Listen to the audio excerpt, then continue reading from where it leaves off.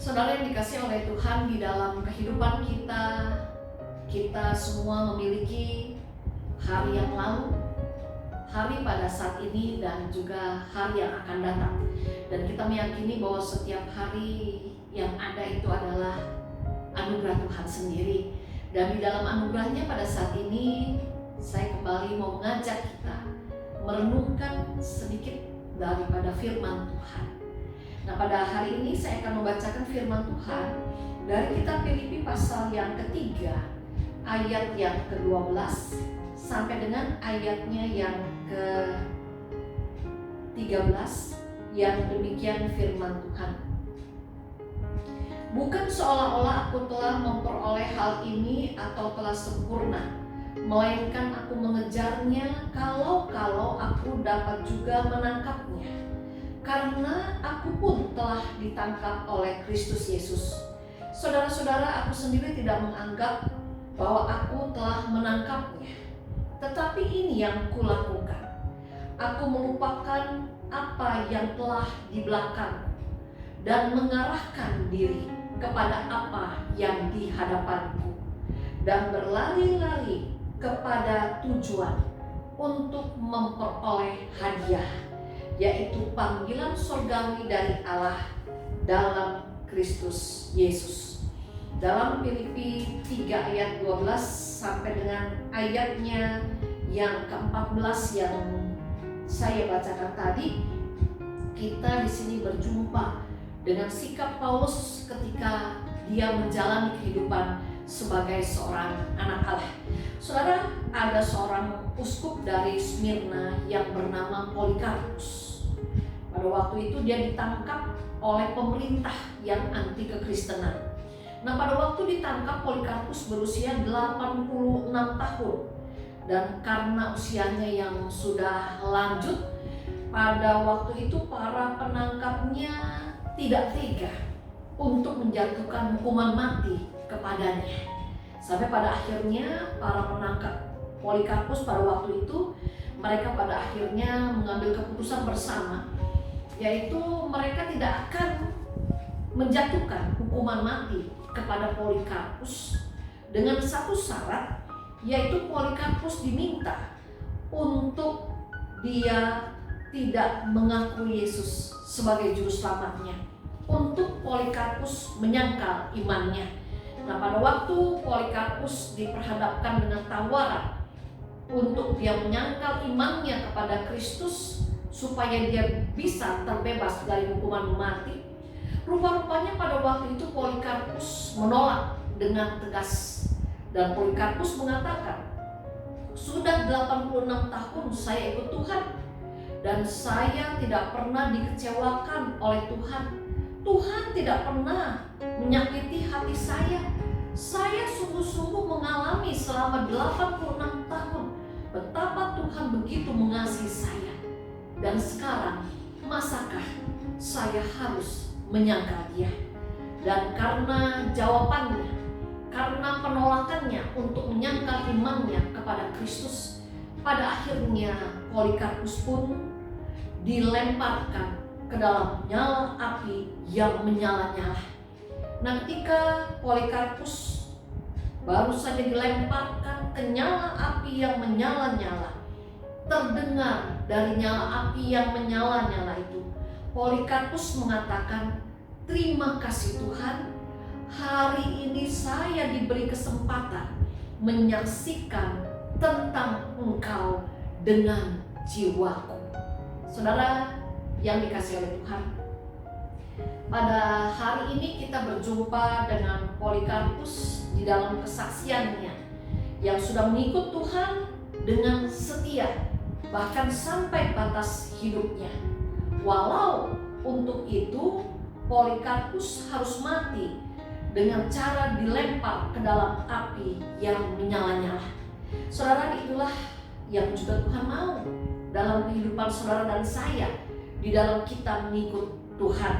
Nah, kalau kita bisa mengibaratkan kehidupan kita di dalam mengikut Tuhan itu, kita bisa gambarkan seperti kita sedang mengikuti lomba lari maraton dengan jarak 42,5 km bukan lagi 100 meter.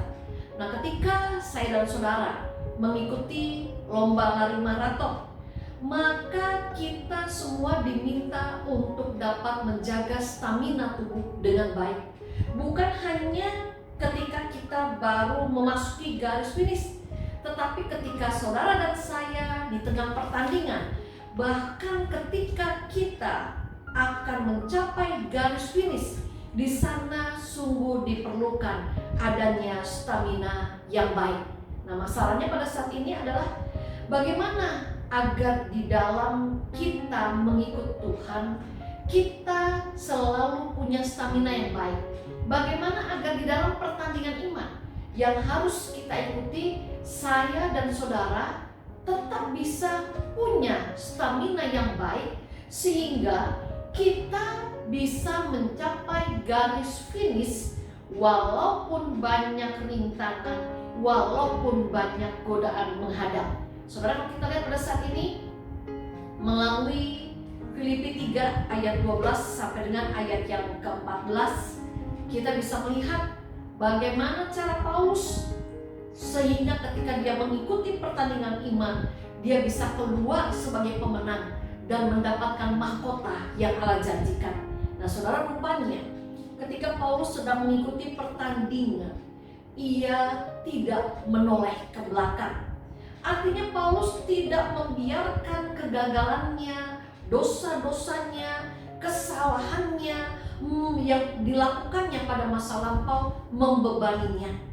Namun kalau kita lihat juga dalam Filipi 3 ayat 12 sampai dengan ayat 14, di sini kita bisa melihat bahwa Paulus pun juga tidak bersikap cepat berpuas diri dengan apa yang sudah ia capai pada saat itu. Dan saudara, pada saat ini kita diingatkan itu juga yang harusnya kita lakukan.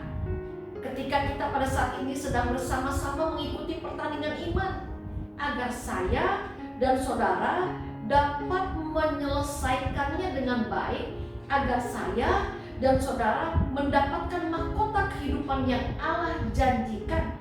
Marilah kita mencontoh apa yang sudah Paulus lakukan di dalam pertandingan iman yang harus saudara dan saya ikuti. Marilah kita jangan membiarkan diri terbelenggu pada dosa-dosa kita, pada kesalahan-kesalahan kita pada masa lampau. Dan pada saat ini ketika saudara dan saya mengikuti pertandingan iman, marilah kita jangan cepat berpuas diri dengan apa yang sudah kita capai pada saat ini. Saudara, pada saat ini ketika saudara dan saya sedang mengikuti pertandingan iman, mari kita belajar dari Rasul Paulus, yaitu dia melakukannya berlari-lari kepada tujuan untuk mencapai memperoleh hadiah, yaitu panggilan surgawi dari Allah dalam Kristus Yesus.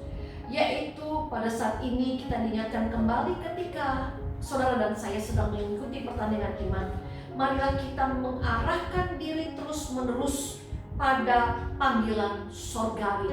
Marilah kita terus dengan semangat, dengan tetap bersukacita, dengan tetap berkesungguhan, kita menjalani, kita mengikuti pertandingan iman yang memang harus kita jalani. Agar apa, saudara? Agar kelak mahkota yang Allah janjikan menjadi milik saudara dan saya, dan agar kelak kita boleh mendapatkan sukacita surgawi yang sempurna bersama dengan Tuhan. Saudara, pada saat ini marilah di dalam kita mengikut Tuhan, mari kita belajar dan terus belajar untuk kita mau membayar harga yang harus kita bayar, seperti yang sudah diteladankan oleh Polikarpus, seperti juga yang sudah diteladankan oleh Rasul Paulus, seperti juga yang sudah Yesus teladankan kepada saudara dan saya, yaitu ketika dia mau menyelamatkan kita, ada harga yang harus Yesus bayar, bahkan harganya adalah nyawanya sendiri. Saudara, selamat terus mengikuti pertandingan iman. Jangan pernah menjadi lelah, jangan pernah menjadi lemah di dalam kita mengikut Tuhan. Mari kita terus belajar mengarahkan pikiran kita, mengarahkan tujuan kehidupan kita pada panggilan surgawi dari Allah dalam Kristus Yesus. Biarlah Tuhan yang akan membantu saya, biarlah Tuhan juga yang akan menolong saudara. Amin. Kita berdoa. Bapa yang ada di surga, biarlah Tuhan yang tolong kami ketika kami harus mengikuti pertandingan iman. Mampukan kami Tuhan untuk kami mau melupakan apa yang telah di belakang kami, dan untuk kami tidak cepat berpuas diri dengan pencapaian yang sudah kami dapat pada saat ini. Mampukan kami ya Kristus, agar kami senantiasa mau mengarahkan hidup, hati, dan pikiran kami pada panggilan-Mu untuk kami mendapatkan mahkota kehidupan yang Engkau janjikan. Di dalam Kristus Yesus kami memohon. Amin.